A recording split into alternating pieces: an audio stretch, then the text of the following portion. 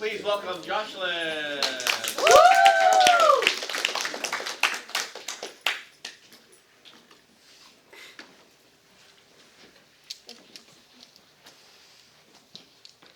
Hi, so I'm Jocelyn, and for my Zenith project, I decided to do traditional Mexican pottery, plus an exception, which will be later on. So why? Because I like to incorporate a lot of my culture when doing projects. Also, like sort of a continuation of my explorations project from last year. Except that this time I actually made what I painted. So something new, because I've never played around with pottery or clay. So my project is out of 3 main pieces, plus a little bonus piece. So my inspiration, I started with this mood board. I didn't make all of these, but I started off with this inspiration. Materials I used was special tools, which were just used to carving for more details. A smoother tool by the end so I can make the actual piece smoother. A rolling pin so I can roll out the clay. I ended up using a ruler too to measure the thickness of the clay. Brushes and acrylic paint when starting painting the actual pieces. The clay I used was Mexican pottery clay, air dry by the way, so I didn't have to put it into a kettle or anything. Or just a clear sealing spray and super glue, which you'll find out later why. So, for my first piece, I wanted to create stuff that I could actually use, and so I use a lot of bracelets, if you didn't know. So I did a bracelet jewelry box, started forming the base of it, which took me a while. I had to let it dry so I can actually carve it a bit more. I did the lid, which took me 3 tries to actually get it right. And I started painting it. I did a floral Mexican traditional design. And so this was the final product of it. It was also my first piece, also one that took me the longest since I never tried this before. For my second piece, I decided to do a traditional decorative plate, which was by far the easiest one, just that I had to mess around with a lot of clay, so that was the hardest part.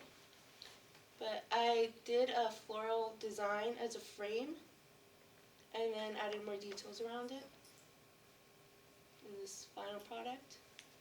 Pretty much the easiest one I did, or one of the easiest. A bonus one that I did, which obviously has no progress shots because I was playing with clay and I couldn't really take much photos. And it was in between projects, so I couldn't start another one yet. But it was these little keychains I did. And this is the final product.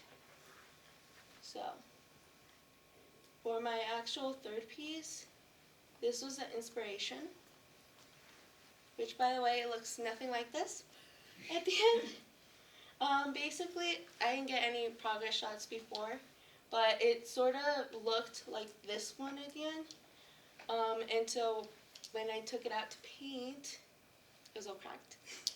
I was about to throw it away until Miss P mentioned this Japanese art method of gluing the pieces together and then highlighting the cracks, in which took a while too, but I decided to do that. And even though it's not my initial choice or idea, I really liked the outcome, and I actually ended up with a piece. So, my reflection was definitely a learning experience. Worked with new materials a lot that I didn't know of. I actually got to complete my project. Thanks for listening. Any questions? Oh, do you want to see, actually, I have the physical objects before.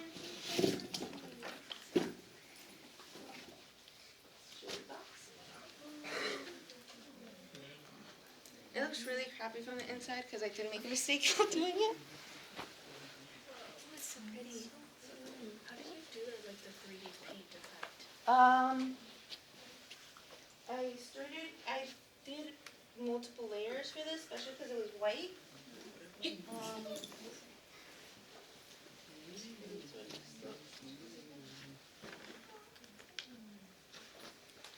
Do you see yourself doing more pottery in the future? Not for living.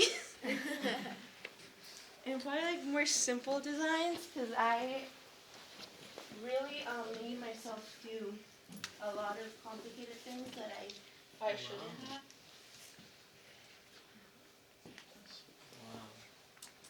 Very nice. What kind of paint did you use? Acrylic paint. How did you make the patterns? Did you just paint them on? I think just the plate was the only one that I actually sketched on to actually made it.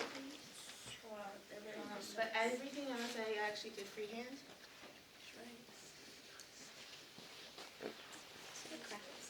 Yeah. That's really cool. This one took a while because it kept cracking on me.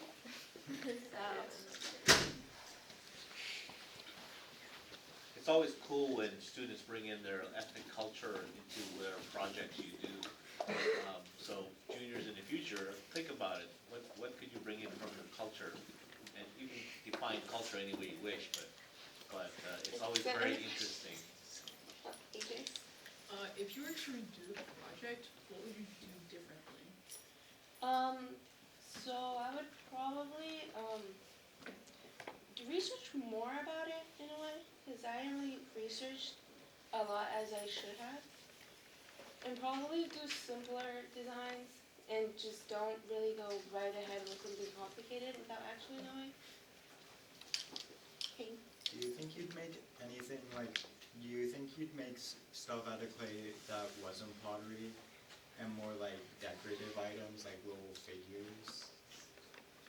Well, I'm not really into stuff like that, but I do like some certain decorative stuff that I could probably mess around with. Design. Which one was your favorite? Probably the plate, because that was for my mom for Mother's Day, and it was very meaningful for me. What did she say about it? She liked it, and then she criticized, saying, "Why didn't you just write Mom?" And so I'm like, okay. Orlando?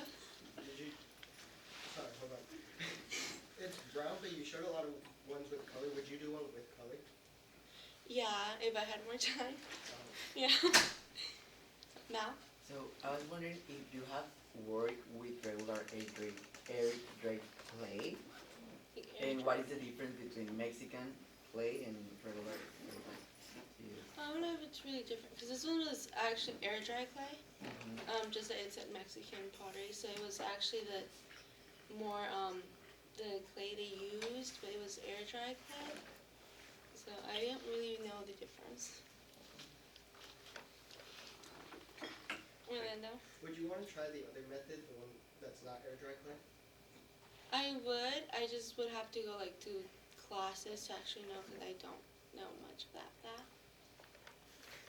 Thank you.